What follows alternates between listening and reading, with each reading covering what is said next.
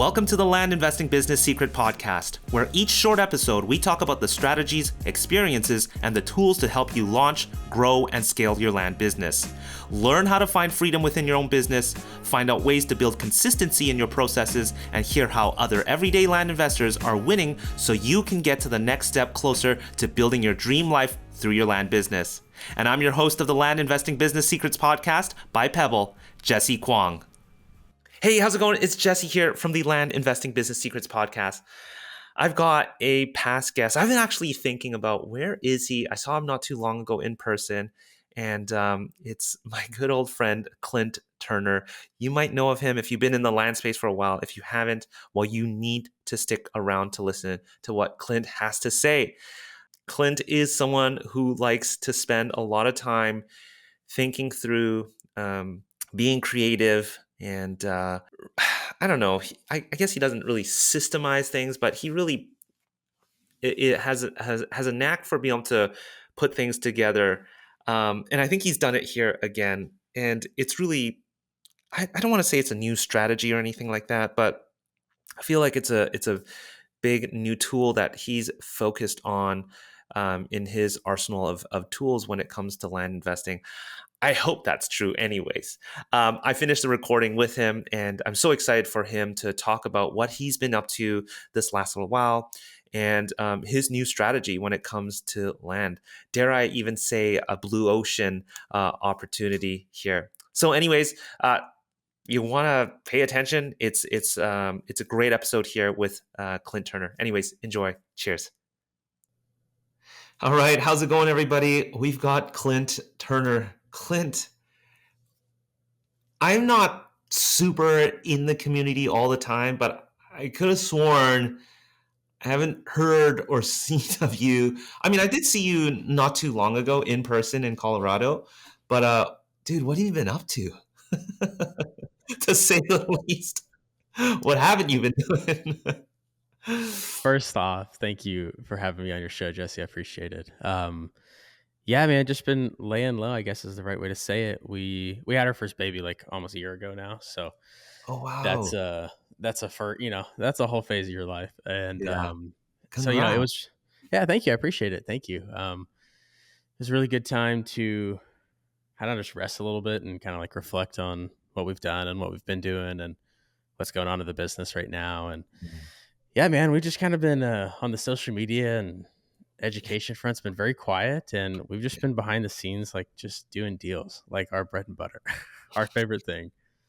Curious, did the baby have anything to do with you making it a point to reflect on your business, or was it something totally different? Well, I would like to think I took time off with the baby. I don't really feel like I did. Like I took a lot of time off. I took like some time away from work, but mentally, I feel like I'm like always like working. Yeah. I'm sure you understand that, but um, yeah, I mean, with reflecting on the business, I think it's been mostly, I started investing in 2016, and the product type I was working on and the amount of people that were doing this was just way different than it is like 8 years later. Yeah. And I just been doing it for so long. I was, I think for lack of better words, getting a little burnout on Mm. on on what I was doing, and I also was just so used to these margins that we used to have, and like I don't know, like the business just looked a lot different when I started versus where it, I think where it is and where it has been. And um, I was in a good phase of my life and a time to just say, hey, like let's hold on and hang out for a minute and Yeah. really like deconstruct what we're doing and see what we like about it, what we don't like about it, and I guess rebuild from there. Do you think a lot of people, I mean, you compared it to about 8 years ago. Do you think a lot of people have that sort of expectation as well? Or, are you more sort of affected by that because you were around at that time? What do you typically hear and see, with others in the space? You know, there's a lot of people coming into the space, and I like to think back when I started, just like the blind level of like ignorance and like hustle that I'm glad that you have to have that to get started, right? The amount of deals we did were like I personally do not know how many properties I own in Colorado and West Texas that probably have like messy titles and things going on, but I didn't really look at it. I just bought a deed from somebody. Uh, that's just kind of how we were taught, right? Like you check the title, and if the last person's deed is there and it says they own it, then you can just buy it, right? And sometimes I wonder, like, how many, I don't know how many properties that we've bought and sold that may have had a title issue themselves. But, man, it's the business for me has always been something, and I've been very adamant about. I want the business to like serve me. Like I, I don't think anybody gets into land to say like because it's their favorite thing in the world to do, right? It's a job and we do it to make money. And for a while I just didn't feel like the business was serving me in the way that I wanted it to. And so I don't know if the baby had anything specifically to do with it, maybe, but at the end of the day, I wanted like to get the business back to a place where I felt like I was enjoying what I was doing again and it was serving me for the reason that I started it, all those things that potentially as you do something for a long period of time can get lost, I think. And so, is this, have you come to a point where you feel like the business has come around and is, you know, serving you or bringing you a certain kind of enjoyment? It's a funny word for entrepreneurs, but a certain kind of enjoyment back in land investing. Yeah, I think so. I think I'm spoiled in the fact that I want like deals to be like easy and have really high returns and be done really quickly, like all the things that are a little bit unrealistic. And so there's bringing realism into it and like understanding what's actually realistic. But yeah, just like the bread and butter model of buy data, send marketing and do deals. I've been doing it for a long time, so I know I'm like kind of jaded on it from that perspective. But I just feel like our return on ad spend and things like that used to be so much higher like years ago. And so kind of back in 2020, I pivoted to doing almost all bigger deals, development deals, entitlement deals, subdivide deals. Um, Partially because it was like new and fun and exciting, but also I was like seeing the returns there. I was seeing where you can put $1 out and you can get $2 or $3 back. Um, but even there, like the margins have started compressing quite a bit. And I think it has to do with the market we're in. Like there's a lagging sentiment on how landowners like understand and like intrinsically value their properties. And I think they're like a couple years behind. If you take the hypothesis that they're a couple years behind the market, well, everything like doubled in price during COVID. And then now, 2 or 3 years later, everybody wants way too much for their properties and prices have fallen back down to normal. Right. And so I think we're on the like, hopefully, like this year is like the other end of that. And I'm already starting to see it. But, even for those types of deals, it was hard to put a great deal together because I think landowners and the market just kind of were like colliding with timing. And there's still great deals that got done. We did some really good deals, just didn't do the volume that we wanted to, right? And so, I also have the education and social media side of the business. When you have those, like I think you have to really feel convicted about what you're selling and what you're telling people that's working. And when you feel like you're teaching something that's not working like you think it should be, right? That's kind of a cue for me to be like, all right, we need to go into the lab and like figure out what's going on, and not just for us and like the community, but for our own business too, right? So you spent some time reflecting, and as you say, you kind of went back to the lab and looked at how things are working. Um, what I guess what did you realize, and what did you sort of find during that time? Yeah, so there's this new buzzword floating around the land space, I think, the distressed acquisition strategy. Um, and so, I looked back into my history of some of my business. And if I look at two or three of the bigger deals that I got done, there was almost always some, and this was like pre 2020. I think 2020 in my business evolution was a huge turning year. First, like 7-figure year, first, all these things, right? And before that, it was 4 years of just grinding and growing to get there, right? But back then, you know, we really started to see what I think is where there was this perfect time in the market where we were able to, as investors, like if you were participating for a long period of time, what's the saying, like time in the market, not timing the market, whatever. If you were in the market at that period of time, you were very well poised to go and attack an arbitrage. Like values doubled and people weren't really aware of that. And so we as business operators were able to go out and really take advantage of that. And when I look before that, a lot of the value, and like I think it's very reminiscent of today's market. Like some of my biggest deals before that were deals where I more accidentally than anything, like had to go solve a problem that was preventing a property from selling. Right. Um, I bought this 20-acre lot across from a hospital in a small West Texas town one time, and I thought I bought it for 9,000, but I had bought like a 1/3 undivided interest of it. And so like by necessity, I had to go hunt down the other undivided interests and the heirs, and somebody was dead, and so they had an estate with a board of trustees, and like we had to go and get an offer approved, and that took like 6 months, right? But after all that, we aggregated the interest of that property. We were able to sell it for, I don't remember the exact number. I think it was like 200,000, somewhere right in there. And I was all in that thing for like 30 grand at the end of the day.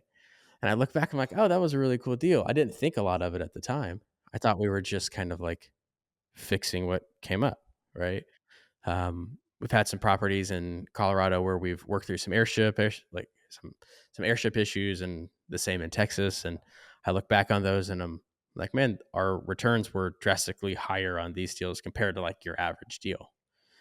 And so I've had these ideas in my brain for a long time of like, I think this is a like niche, like a sub niche, if you will, that's that's worth exploring. But like up until 2022, 2023, there were plenty of deals to be done that I already was trained on and knew how to do. So I just started, so I just continued the status quo. But in 2023, really, when I was like, all right, we need to reimagine the business, there was there's new people talking about distressed acquisitions and these kind of deals. I'm like, I think I need to take a deeper look at this side of the business more seriously. And so that's when, at that point, we kind of shut down a lot of our traditional land flipping business, kind of scaled back a lot of the marketing, a lot of the data, the normal things we were doing in that realm.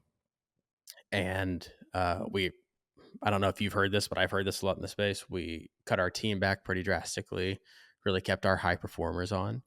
And even after we did that, I still had some people that I was like, what are we going to do? Right. And I had this team of 5 people, and I said, let's just like test this strategy out. It was actually, looking back at it, I think it's the first time I've actually reflected on this. It might be a little bit like winging a prayer, but I was like, hey, let's just test this out. Right. Like, worst case, we'll probably break even or something, and we'll see if this strategy like really, you know, can produce the returns that a lot of people are talking about.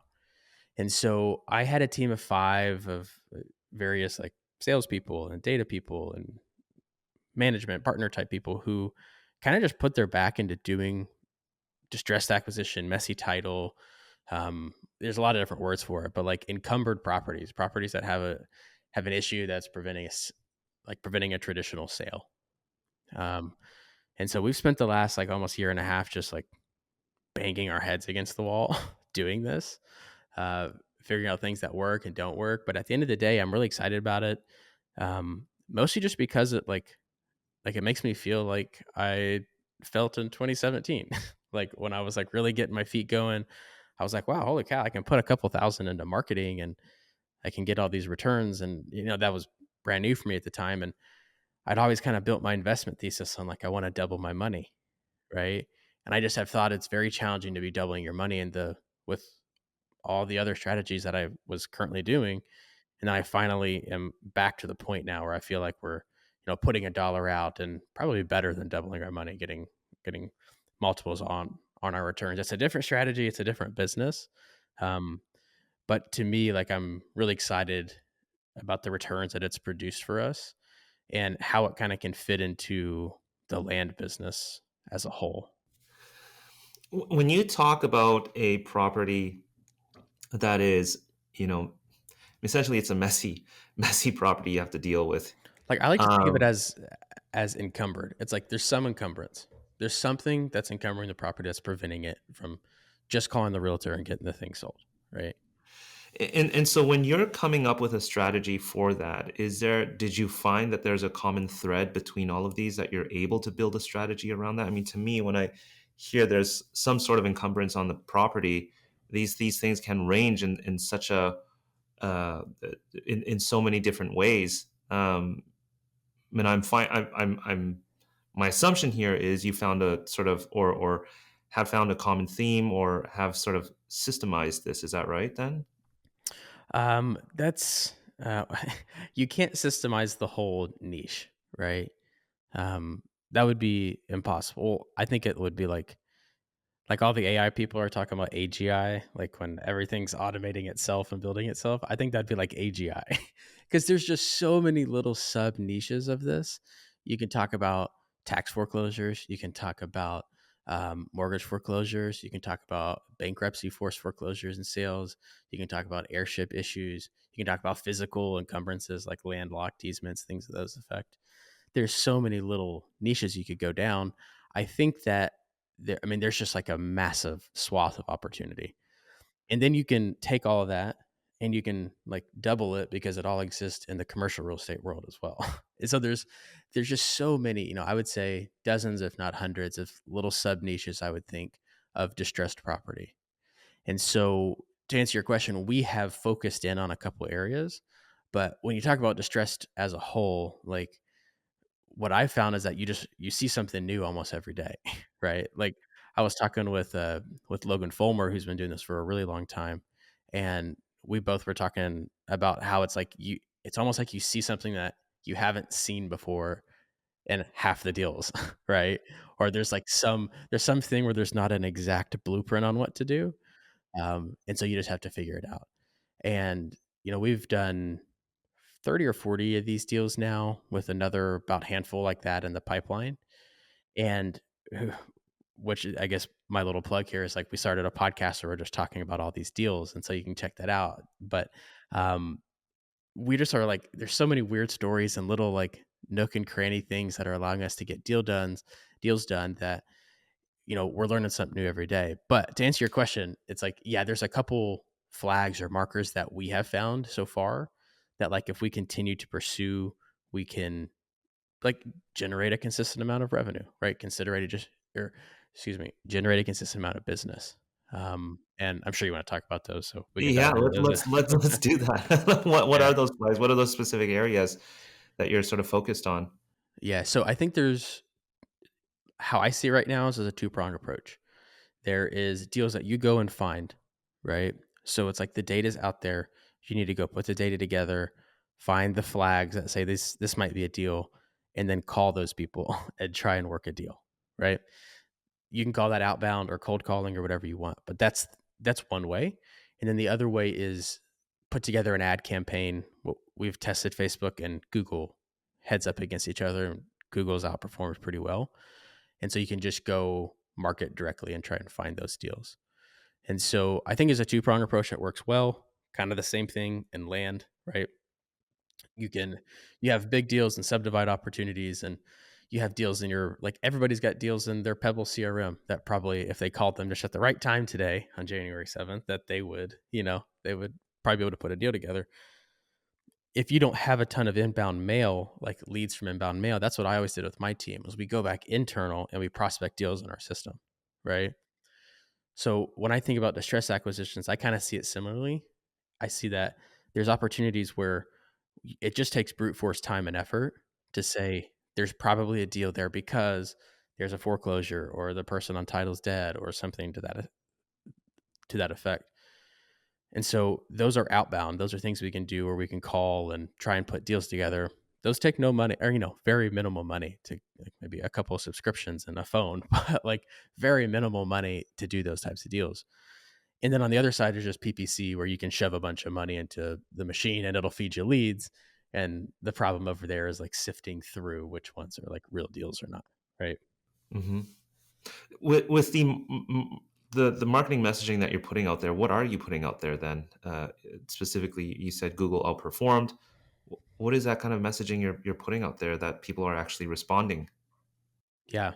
So let's dive into what the flags are that we're searching for. Right. where we're seeing, and again, there's like 10 other things you could, there's 10 dozen other things you could do. But the few that we are, like, excited about and focused on right now are tax foreclosures, okay? So we're looking at tax foreclosures, we're looking at mortgage foreclosures, and we're looking at properties where the record title is held by somebody who's dead, right? And so if you think about a title, like, say the deed of record on a property is 30 years old, right? It was done in 19, let's just say 1980, okay? It was done in 1980, and that person's dead, and nobody has put anything on title since then. There's probably something wrong, right? Like, dead person, nothing's happened in 40 years. To me, it sounds like everybody kind of forgot about this property, right? Taxes are unpaid. Now we need to go figure out who owns it. We need to try and stitch that back together, right? So those are the three main things that we're looking for. Those are just flags that kind of lead you into weird situations, I feel like, every time. But it normally are indicative of, like, hey, there's a situation where the property is encumbered, where it's like preventing the normal traditional sale path, right? And so those are the three things that we're looking at right now. But again, there's tons of others, right? So coming back to the marketing message, is that going to be around this? And are you running marketing campaigns specifically around these things? Yeah, exactly. So we're running it around foreclosure, tax liens, tax sales. And if you think in, again, in the areas we're working, a lot of the judicial process that happens is like a process server comes to your door and hands you a lawsuit and says, "Are you so and so?" Great. Well, you're being served by the state of this and the city of this. And da, da, da. It's like, this is like for some people, a traumatizing event that happens, right? And even a little more in the weeds, normally, like, the lawsuit that represents the county or the city, they're very bad, and so normally they'll get like 1 or 2 of the 10 people they need, and so these people get served and they're like, "Wait, what happened to Aunt Linda's property? Like, I don't know what's going on here." And so a lot of times that is a area that we're looking specifically for those tax lawsuits, right? And so we use words like lawsuits because if you think about when somebody gets served with paperwork for Aunt Linda's property, the average person, right, is probably gonna go to Google and type in, like, what are the words they see on the front page, right? Pending tax foreclosure lawsuit, things like that. And so we've spent probably the last 6 months really developing out all the keywords, the ones that work and don't, and we haven't put an incredible amount of spend behind it. I think we've probably put around 40 or 50,000 to work at this point. But what I found, and this is just a little side note, has been great, is Google has been very helpful in us, like, running these ads. I don't know if it's because they saw we were getting returns, and so they, like, put an ad manager on our account or something, but that's what happened. We had somebody that just called us and was, like, really smart and good at Google Ads, and they just offered to meet with our team twice a week to like, optimize our webpage and optimize campaigns and optimize the performance of everything, and so we said, "Okay, sure," and they offered it to us, so I think it ends after, like, 6 months or something. We're getting close to the end of it, but, yeah, they helped us optimize everything, and they'd meet with our team twice a week just to be like, what are other, like, they'd, like, go through little, like, test Google, like, "Okay, let's Google for something," and, like, we'd Google for something to get to an answer, and then they would pull keywords and process out of that they'd put into the ad campaigns, and so, um but here's how it started, just so, like, I know that sounds, that's like, that's, like, that's cool for him. Literally started with my business partner over the weekend, got on some of these AI tools and, like, just built a web page and, like, ran it through an AI, like, SEO, just, like, optimization tool. Then he put the Google ads together.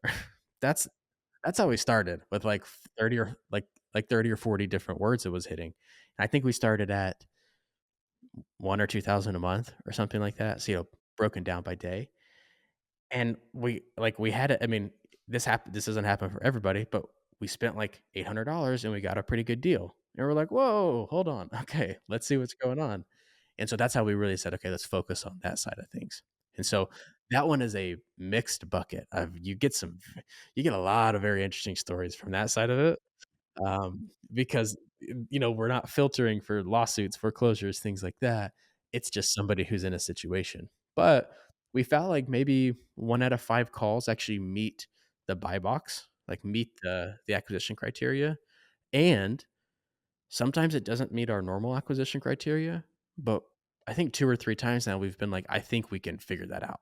Like, I think that's something that, like, A, we should probably focus on doing more of those deals, but it's also something that, like, I just think we could solve that problem. So, yeah, it's been very interesting. So, and then you got this outbound side of things. Um, help us understand if how does that work? Are you just spending time to review your past leads, or going through certain qualified leads? How can somebody sort of take that approach? I think that might be maybe a start point for some people over PPC. So help us Yeah, understand at a simple level, how the outbound side of things can work, and how's that been like for you guys? yeah. It's not very simple, but I will explain it to you. Um, First off, it very much depends on where you're gonna do this investing. I do it in Texas, okay? And so this is much more of a, land investing traditionally is I can work from my laptop. I never need to go to the properties. It's beautiful, right?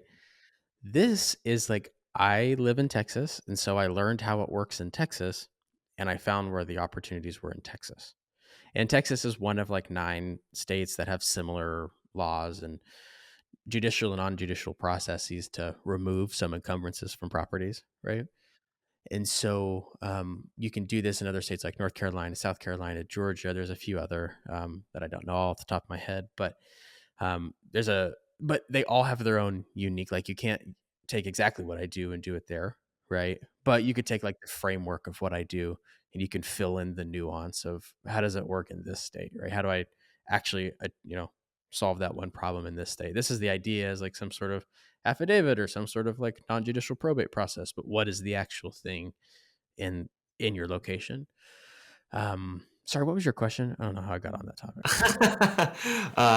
On the outbound side of things, On the outbound side of things. yeah. Yeah. And so what we do is we're actually prospecting the lawsuits in Texas, right? So Texas, and this is where like I think this is one of the coolest things we've done. This is like all the buzzwords, like the AI and all the cool stuff, right? So we thought logically, okay, if there's a lawsuit for every tax foreclosure in the state and every mortgage foreclosure, well, let's just get access to all the lawsuits, and then we can do something after that to pull data out of them, right? And we thought that was going to be easy, and it was not easy at all. It's like it's a jumbled nightmare of like data in all sorts of different places. But we figured that part out. And then we have it, and now we're like, okay, we have hundreds of thousands of PDFs. Like, what do we actually do with these PDFs? And we hired a developer and tried things, and AI was actually the answer to it. It was able to take all of it for like a few $100s and extract the data that we needed from it, like a ridiculous amount of data extraction. And it probably, it's probably like 75% accurate. It probably got 75% of the documents. But all that's to say, that's how we got the information out of the PDFs back into the computer so we could do something with it. Right. And after that, it wasn't that hard. It was just like, okay, now we know these properties have tax lawsuits for this much. Now we just need to figure out how much those properties worth, right? And then who are the owners so that we can call them and see if there's a deal to be done. And so it was like being so like we had to go 4 places, and it's not like we have solved it for every area, but we've got a process now where we can put a new jurisdiction in, if you will, right? And so now we're in the 9 biggest ones in Texas. The 9 biggest counties is how it's separated in Texas. And we've got a map to where we can get to like 40 or 50 counties, I would think, just on like data availability, like what can you actually get. But I don't know if we're gonna do that. We might just stick with the 9 biggest and then go to another state and do the same thing. But that's the outbound side of things. And so that is like the culmination of a year and a half of us really working on that. But it just started with like physically looking at the tax lawsuits. That's what it started with. It's so interesting. I mean, it almost feels like you've shifted from being a deal maker to a problem solver now. Would you say that at a very sort of simple level? Is that sort of what you feel like you're doing nowadays? I mean, it sounds like a lot of problems you're trying to solve in order to see the profits. Yeah, I mean, that's fair. There's also quite a bit of deal making that happens in it too, though. And so, getting somebody, just think about a situation if you had a distant family member and they left you on accident 10% of some piece of property 12 hours from your house, right? How do you get that to like land with somebody, not think you're a scammer, like trying to steal their identity? Like how do you get somebody to internalize that?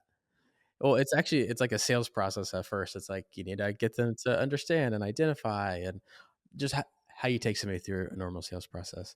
But first they got to like become solution aware. And to do that, they have to become problem aware of like what's actually going on. And so there's a big sales process that happens on the front end. I think that's like, that's kind of guru-y to say, but there is a lot of like sales on the front end just to get somebody to say, okay, you can help me with your problem, with this problem.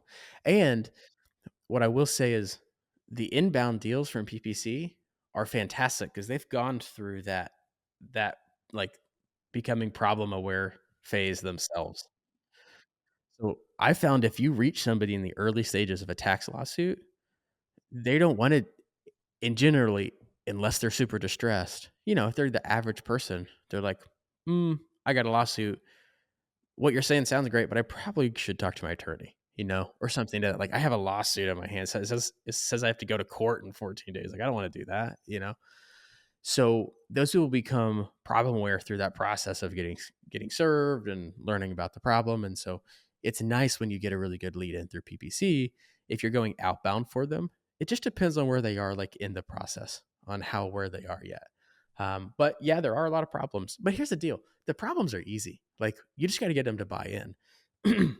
Like as soon as they buy in, half the time it's just either like paying a tax bill or filing like a piece of paperwork or whatever. That's the easy part. It's getting them to like let you like either structure a deal with you or sell you something at the right price to where you want to deal with that problem, right? So I guess a lot of this is sort of now being able to identify and find the properties is really the challenging part here. Yeah, it is. And look, I have a deal that we're doing right now. Like we stopped the foreclosure yesterday.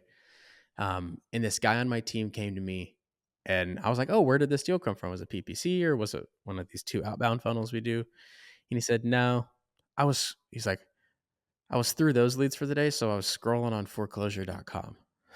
I was like, oh, okay. Wait, what?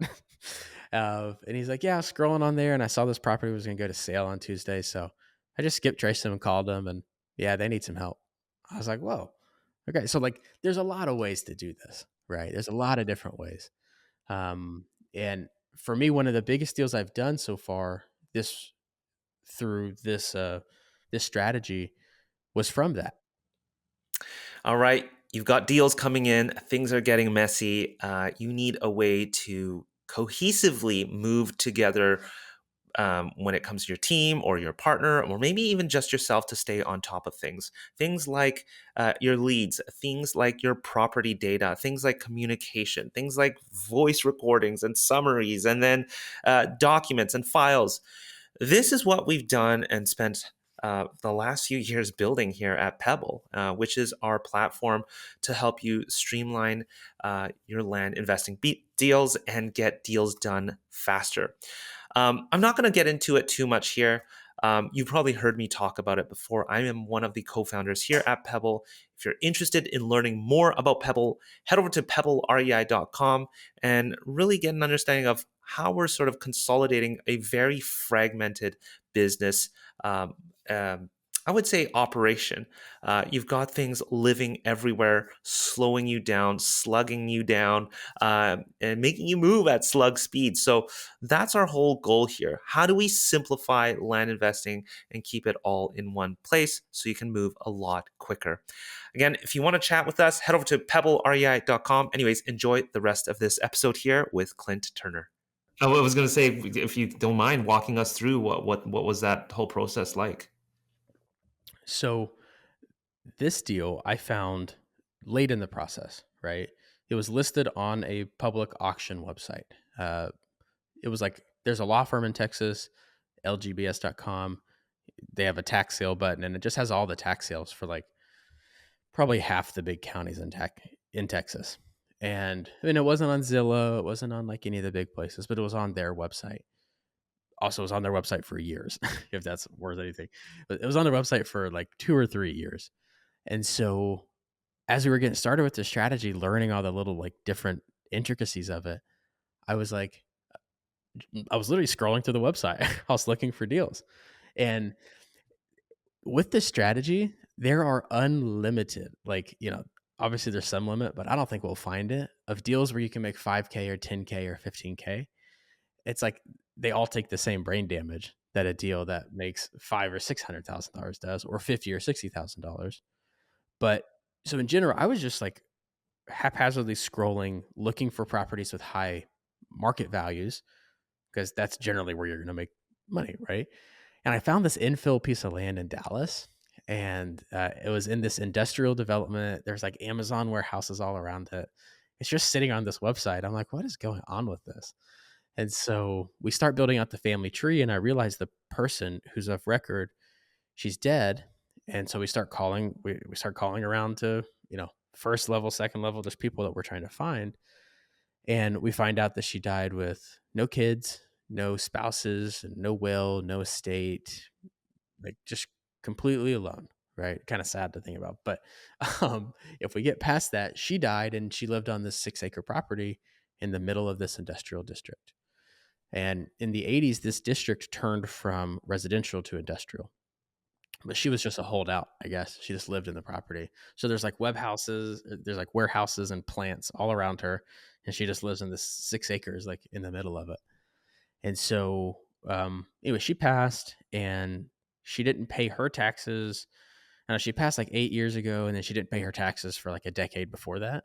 So there was like $100,000 in taxes on the property. And then when she died, just based on the laws in the state of Texas, it fractured her ownership out like up and out. So that's, you go like up to her parents, out to their siblings, and down to any living relatives is where it went. And there was like 9 different little mini branches of the family. It was a huge mess. That comes a lot later. I prospect this deal forever. I start calling, and I'm like I'm hitting somebody in each little cell of like people until I finally made my way to the ringleader. And she told me that they were already selling it to somebody else. And she was kind of the ringleader. I was like, okay. And kept probing and asking her questions about it, and came to learn that they were trying to take it through a traditional sale process. Just bread and butter. Let's put it on the title company's hands and let them take care of it. And the person who had initiated this process was a wholesaler. So they were trying to wholesale this property, which is like a commercial industrial property. It had a nightmare of zoning issues. It had all these different like higher level problems that you probably couldn't even sell it if you had clear title at that point. And they just thought that they could daisy chain wholesale it to somebody on the market. And so they anchored him at this super crazy high price point, and they told him they were going to take it through the sale process. And I had to like unwind her brain to be like, that's not going to work. Like everything you're telling me, I just can't see it working. And I stayed in touch with her for 3 or 4 months until she actually blocked me. She completely blocked my number. Just because I kept messaging her so much. I was like, because I kept telling her, if you had like, we could close by Friday, like I can close with you. And if like, frankly, if we can all get on the same page, probably within a few hours, like I'm ready to close now. And so that was the anchor that I kept going back to. And they kept telling me that was delayed for XYZ reason. Well, I get a call out of the blue one day. It was from a private investigator who had been helping this lady get this deal closed. And this lady gives her my number, and this lady calls me at like 10 o'clock at night. And I take the call. No, I'm sorry. She texts me first. She texts me and she just says like, are you still interested in street address? That's all it said, all lowercase. Grid text, all lowercase. Are you still interested in this? It's like 10 p.m. I've been like, I finally had given up on this deal. I stopped thinking about it. And then I get this text, and I we got on the phone. I talked to this lady for an hour. And I ended up, it's the private investigator. And she kind of had this lady, the ringleader, her mom was like sick and needed the money to get into hospice or whatever it was. And so this lady called me, and she was like, hey, these guys are jokers. They're not going to close. Like, I just feel bad for these people. She says all this. She wanted to get paid too. Okay. So that's, but she was like, look, this lady needs money. If you really can close like you say you can, like, let's put it together. And so I gave it to my partner because I guess I was bad blood at that point or whatever. And I let him help negotiate it. And I think literally within like a week or two, we bought this woman's interest. It was one third of the property. And she was like, she couldn't, there's no guarantees, but she's like, once people see I get money, like they're gonna all just come to get money from you, right? Sorry, did you say Um, you bought one third of the property? I bought one third of the property, yeah, Okay. because that lady needed to put her mom in like Oh, hospice, okay, got you. and Okay. but her big thing was she didn't want like, look, I'm trying to make a deal, right? And so I'm like, I'll pay you more if you can help me get everybody done. And she was like, no, no, I want everybody to get the same percentage, right? So let's agree on a price, and then I want everybody to get the same percentage. But she just needed her money. Like, I mean, she was the person I was talking to. And I knew once the wire landed in her account, she would tell, she'd be like, yeah, it's real. Like, they'll get it done. And so that's what happened. We paid her, we bought her third. And then within like a few days, there was another person who was pretty much ringleader for another third. So we got all that within like a few days or a few weeks, I guess. Um, and then we just had this last third that we were like slowly cleaning up, but we got it all done. And like, yeah, at the beginning of 2024. And what were the numbers, if you don't mind sharing in the Oh yeah, end? yeah. The story is so fun. So we bought the property. I bought all the deeds for 135,000, I believe. So the deeds from all those different people, right? So 135K. So I was wiring out little chunks of 5 or 10 or sometimes 30 or 40,000. And this was not with title insurance through a title company. I'm buying these little fractured interests of this property like as we go. And so it was looking back once again, it was like, yeah, that was a pretty big gamble. I mean, we had spent so much time on it. I had so many like lawyers and opinions of it, of like, yeah, this is what it is, right? Like, these are all the people it's going to be. And everybody always said, like, there's a reason that these go through foreclosure because it just wipes all this out, right? It wipes it all out. So nobody has to go do this mess you're doing. So, like, you might as well just not do it. I was like, nah, I'm going to do it because there was a good deal on it. So I bought the deeds for 135. There was about a 90,000 in taxes. And so I negotiated with the tax office to pay something like 50% down, and then I paid 50% over the year. And so at this point of recording, it's all paid off and done, and we're all into it for like 230, and then we spent about 20,000 on just like zoning, entitlements, due diligence, things of that effect, getting it in a place where it was marketable to sell. And so I wanted to develop the whole thing into a warehouse, but I got a really good offer to sell it. So I was like, well, we'll just take a win on it. You got to tell us what you ended up selling it Oh, for. sorry. Yeah, we sold for 800. We sold for 800 at the end of the day. Yeah. Wow. And how long was that on your lap for? I mean, I guess you weren't Mm, actively pursuing it the entire time, but no, no. So I could have sold it 6 months earlier, but I really was going to build a warehouse on it because I got the land at such a low basis. I was like, I just want to like, this is a great like generational, like the location of it was 4 miles from downtown Dallas. You don't find like big swaths of land in such a prime market, such a prime area as this was.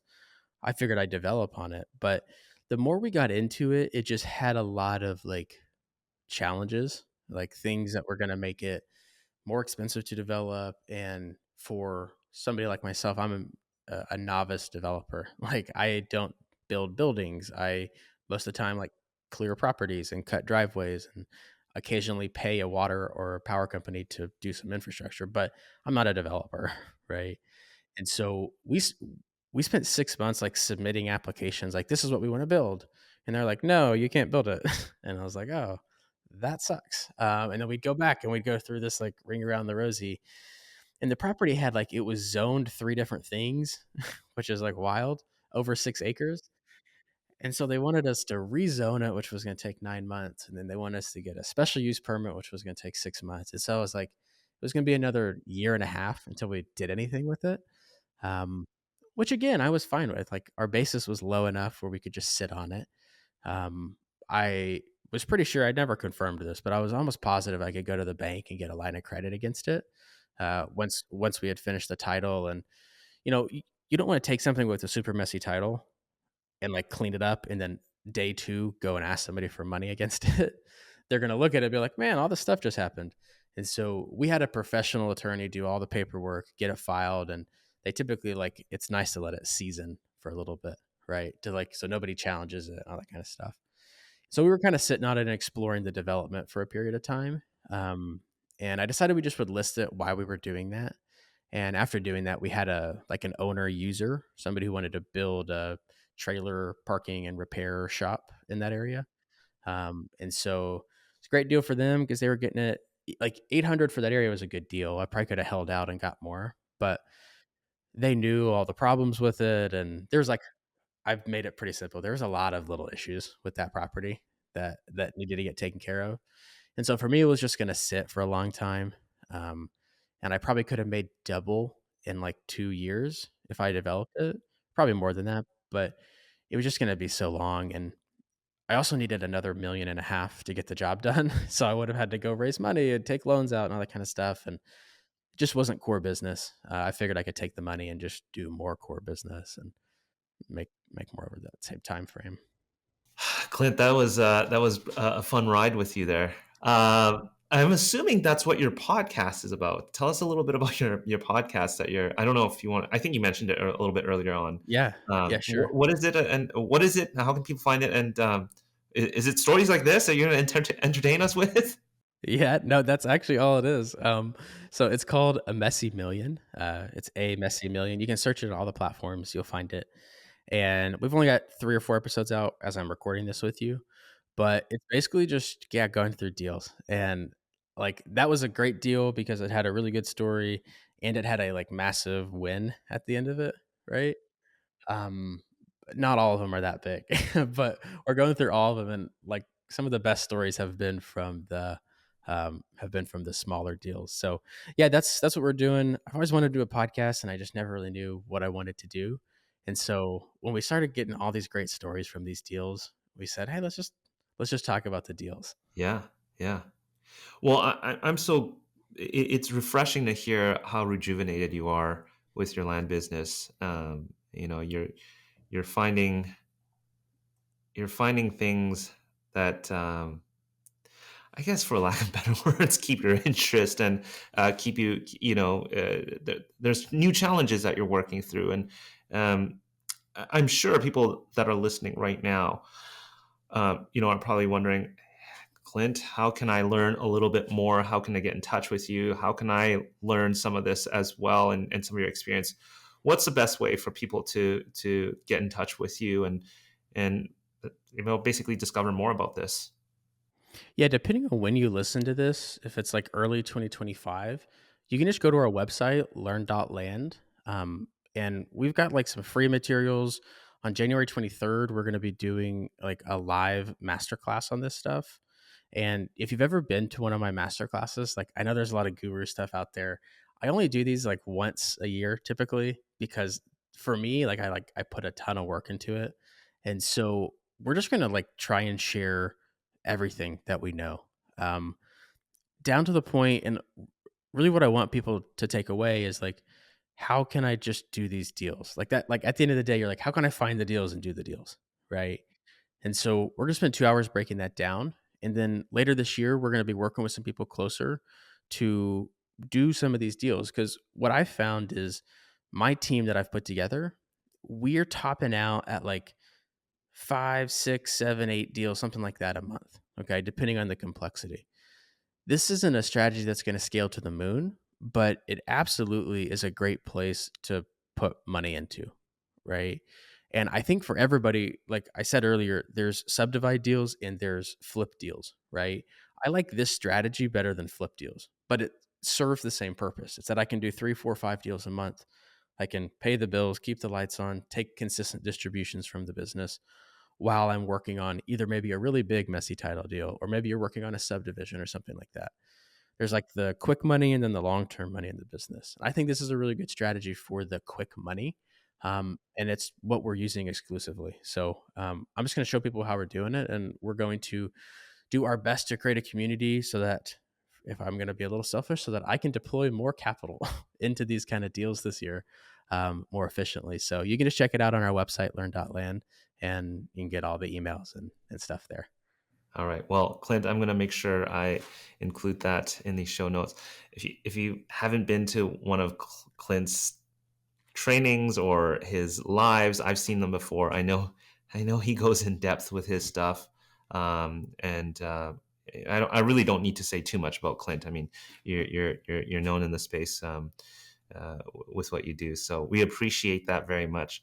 Clint, thanks very much for coming on the show here and resurfacing from the lab. And I hope to have you on again. I was really happy that you reached out. I was like, oh, wow. Yeah, I would. Yeah, Clint, let's do it. It's definitely been a while. And you are always, I mean, if you ever listen to older episodes with Clint, I don't know how many years ago, we did a couple episodes, but Clint is always in the lab, I feel like, always trying something new.